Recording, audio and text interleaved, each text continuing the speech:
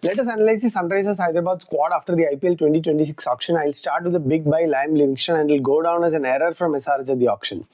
Look, Livingston is not a bad buy, but they had bigger priorities in my opinion.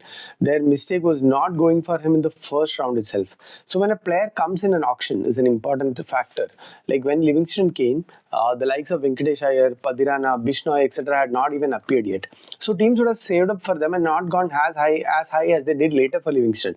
When SRH waited for the accelerated round, they had this mid-tier purse and they were skeptical about going big for some of their top priorities like power play pacer, domestic spinners, etc. because they wanted to save up for Livingston later, right? And because of that, I thought they missed out in properly filling the gaps in their squad. Now, they were the losing bidders for Aqib Nabi, Ravi Bishnoi, Prashant Veer, Mangesh Yadav, Karthik Sharma. If they had gotten Karthik, they wouldn't have probably gone for Livingston, I feel. But at that point, they couldn't take a risk because they had barely bought anyone at that stage and they couldn't go higher for Karthik. Now, what's happened because of this wait is that they have ended up not quite filling the power play and spinner slots properly. Yes, their scouting team is very good and they have players like Amit Kumar, Cranes Fuletra, both spinners, Sakib Hussain and Onkar Tarmale. They are both fast bowlers and they have a lot of potential. But remember, most of them are untested at even state cricket levels.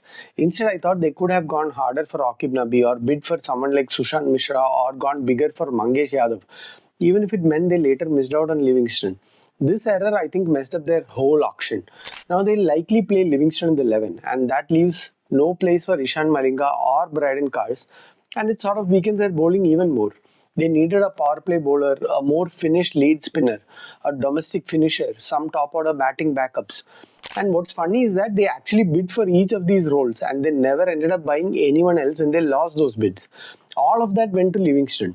And they went big on Josh Inglis later, up to 8.4 crores, when they knew he won't be available for more than 4 games.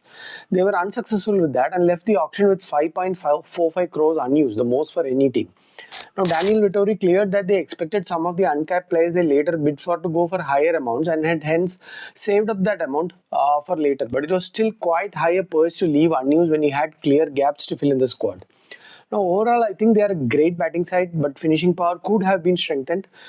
Bowling, I'm not happy at all. If one of the domestic wildcards have a great season, SRH might do well, but a lot is riding on that batting unit to get them to the playoffs.